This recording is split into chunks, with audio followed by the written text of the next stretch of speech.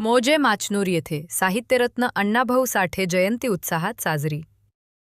बिलोली तालुक्यातील मौजे माचनूर येथे मातंग समाज बांधवांच्या वतीने साहित्यरत्न डॉक्टर लोकशाहीर अण्णाभाऊ साठे यांची जयंती उत्साहात साजरी करण्यासाठी मान्यवरांच्या हस्ते अण्णाभाऊ साठे तसेच महामानवांच्या प्रतिमांचे पूजन करून विनम्र अभिवादन करण्यात आले.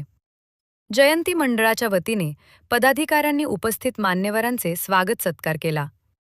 साठे यांच्या जयंतीनिमित्त आयोजित कार्यक्रमात मातंग समाजाने परिवर्तनाच्या दिशेने वाटचाल करावे, मातंग समाजात बदल घडावा, अंधश्रद्धेवर विश्वास ठेवू नये, मुलांनी उच्च शिक्षणाकडे वळले पाहिजे म्हणून शेख अब्दुल, शंकर वासनीकर, संतोष पाटील फडसे, प्राध्यापक बैलकेंच्या प्रभावी वक्तृत्वामुळे प्रेरणादायी विचार मातंग समाज बांधवांना ऐकायला मिळाले.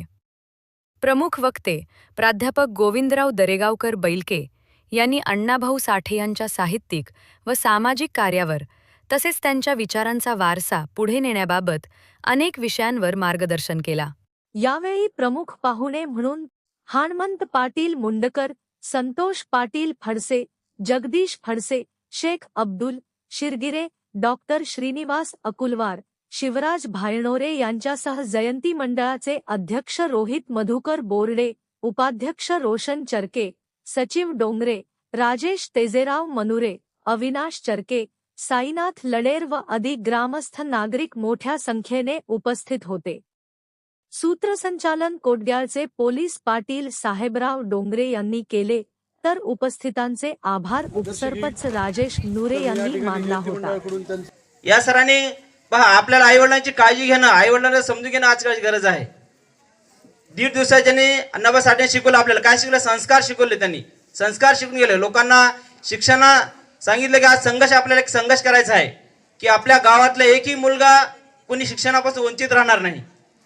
बाबासाहेब आंबेडकर यांच्यापासून मिळते. डॉक्टर बाबासाहेब आंबेडकर असतील, अण्णाभाऊ साठे असतील, हे काही कोणाच्या म्हणजे हिश्श्यातील तुम्ही काढून घेऊन तुम्ही लढा किंवा त्यांच्या हिश्श्यातलं तुम्ही काढून घ्या असं ते कधीच बोललेले नाहीत. तुमच्यासाठी तुमच्या हक्काचं जे गोष्टी आहेत ते तुम्ही मिळवा. ते मिळवण्यासाठी तुम्ही अन्याय सहन करू नका, तुम्ही अत्याचार सहन करू नका, तुम्ही संघर्ष करा. जोपर्यंत त्या गोष्टी तुम्हाला मिळणार नाहीत तोपर्यंत तुम्ही थांबू नका. त्याच्यासाठी म्हणून जे काही आता मनुरे सरांनी तुम्हाला सांगितलं होतं की तुमच्या हक्कासाठी, तुमच्या हक्काचं जे काही पर्सेंटेजमध्ये तुम्हाला रिझर्वेशन मिळेल त्याच्यासाठी तुम्ही लढा, कारण ते तुमच्या हक्काचं आहे. ते कोणाच्या म्हणण्यानुसार, कोणाच्या दयेनुसार तुम्हाला मिळायला नाही पाहिजे. आतापर्यंत काही समाजांनी, काही लोकांनी समजा त्याचा भरपूर उपभोग घेतला, त्याच्यानंतरही ते गपचूप बसत नसतील तर आपल्या समाजाला, तुमच्या समाजाला एकत्र येऊन लढण्याची गरज आहे. आपण एकत्र येऊन लढण्याची गरज आहे. आपली संख्या किती आहे आणि आपल्या संख्येच्या प्रमाणामध्ये सुशिक्षित विद्यार्थ्यांना आपल्याला जागा मिळतायत का, हे पण आपण विचार करणं गरजेचं आहे. अण्णाभाऊ साठे यांचं पूर्ण जीवन हे संघर्ष आहे. उशीर का होईना परंतु आपल्याशी संवाद साधावा, आपले विचार ऐकावेत, आपल्या भावना लक्षात घ्याव्यात म्हणून ह्या माचनूर गावी मी येण्याचा प्रयत्न या ठिकाणी केलेला आहे. अनेकदा माचनूर आणि आमचं अगदी जवळचं नातं आहे, कारण ह्या गावातून एकमेव महाविद्यालय म्हणजे पानसरे महाविद्यालय, या गावातले अनेक विद्यार्थी, गुणवंत विद्यार्थी महाविद्यालयात येत असे, म्हणून हे जवळचं नातं आहे. या जयंती सोहळ्याच्या निमित्ताने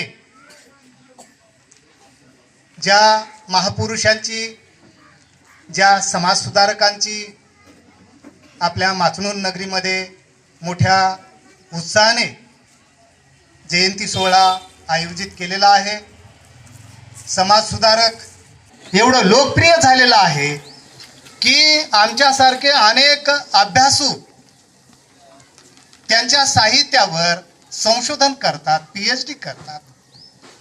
अण्णाभाऊ साठे सारखा अतिशय गरीब परिस्थितीमध्ये जन्म घेतलेले, वाटेगावमध्ये जन्म घेतलेले आणि त्या काळची परिस्थिती, मातंग समाज म्हणजे चोऱ्या वाटमाऱ्या करणाऱ्या गुन्हेगार जमात, गावाच्या बाहेर असलेली ही जमात, अंधश्रद्धेने वाईट चालीरीतीने ही दुर्लक्षित झालेली जात, या जातीमध्ये जन्म झाला.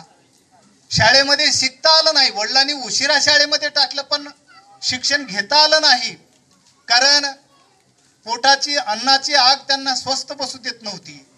आणि म्हणून वाटेगाव ते मुंबई हा 350 मैलाचा प्रवास, पायी प्रवास करत करत जे जे अनुभव आले, त्या अनुभवाच्या जोरावर अण्णाभाऊने आलेल्या अनुभव आपल्या लेखणीच्या माध्यमातून, शब्दरूपाने, ग्रंथाच्या माध्यमातून, कथा कादंबऱ्यांच्या माध्यमातून आपल्या समोर आणलेले आहेत.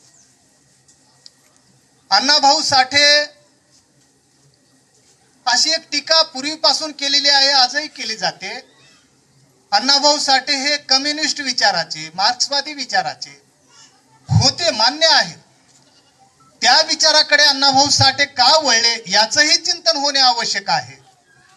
कारण वाटेगावहून मुंबईमध्ये गेल्यानंतर चिराग नगरीच्या झोपडपट्टीमध्ये राहणारे जवळपास गिरणी कामगार आणि या गिरणी कामगारांच्या व्यथा, त्यांच्या अडचणी सोडवण्यासाठी अण्णाभाऊ साठे स्वतःच गिरणी कामगार, हमाल, मापाडी, कापडाचे गट्टे वाहणारा, घरगडी, तमाशामध्ये काम करणारे, या अनेक भूमिका अण्णाभाऊ साठेंनी वटवलेल्या आहेत.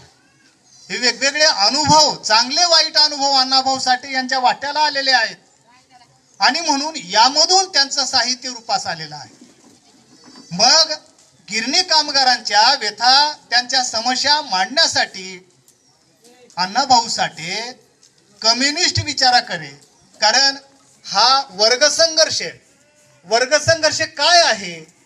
एका बाजूला गिरणीचा मालक, भांडवलदार, प्रचंड संपत्ती असणारा आणि दुसऱ्या बाजूला मात्र त्याच्या गिरणीमध्ये अतिशय अल्प मजुरीवर काम करणारा हा कामगार आहे. भांडवलदाराकडून कामगारांचं आर्थिक, सामाजिक वेगवेगळ्या प्रकारचं शोषण होत होतं. या शोषणाला वाचा फोडण्यासाठी, या शोषणातून कामगारांची, समाजाची मुक्तता करण्यासाठी अण्णाभाऊ साठे कम्युनिस्टाकडे वळले. परंतु पुढे जाऊन हा वर्गसंघर्षापेक्षा जाती व्यवस्था इथली अत्यंत वाईट आहे याची प्रचिती अण्णाभाऊला आली आणि मग अण्णाभाऊ साठे कम्युनिस्टवादाकडून, मार्क्सवादाकडून आंबेडकरवादाकडे वळलेले आहेत. आपण हे जाणता.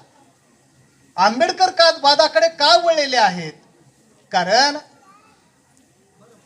बाबासाहेबांनी या समाजाला शिका, संघटित व्हा, संघर्ष करा हा मूल मंत्र दिलेला आहे.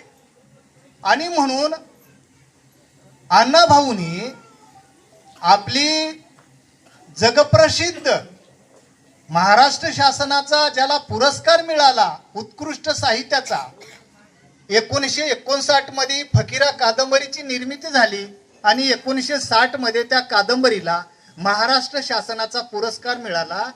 ही कादंबरी बाबासाहेबाच्या लेखणीला अर्पण केली आणि बाबासाहेबांना आपले गुरु मानलेले आहेत. का गुरु मानलेले आहेत? कारण या दोन्ही महान नेत्यांचं, या दोन्ही समाज सुधारकांचं महत्व हे अतिशय कमी नाही. यांच्या योगदानाचं आपण मूल्यमापन कशामध्येच करू शकत नाही. कारण प्रत्येकाचा समाज सुधारणेचा मार्ग हा वेगळा होता. बाबासाहेबांनी समाज सुधारणा करण्यासाठी इथल्या दलित समाजाला, मागासवर्गीय समाजांना उन्नतीचा मार्ग दाखवण्यासाठी संविधानाच्या माध्यमातून कायदा केला. कारण इथला हा मनुवादी वर्ग नुसतं बोलून ऐकणारा नाही हे त्यांना पटलेलं होतं. म्हणून त्याला कायद्याचं पाठबळ दिलं. कायदा कोणी बदलू शकत नाही. आणि अण्णाभाऊ मात्र हे मृदू विचाराचे, साहित्याच्या माध्यमातून अण्णाभाऊ साठेंनी समाजासमोर ज्या वाईट चालीरीती आहेत, ज्या काही अज्ञान अंधश्रद्धा आहेत, याचा बीमोड करण्यासाठी नायक नायिका उभा केल्या आणि ह्या नायक नायिकाच्या माध्यमातून समाजातील एक बंडखोर, अन्यायाच्या विरोधात उभा राहणारा एक बंडखोर निर्माण केलेला आहे आणि त्याचा प्रत्यय आपल्याला फकीरा कादंबरीच्या माध्यमातून समोर येतो आहे. जे 7 नांदेड न्यूज रिपोर्टर सुनील जेठे.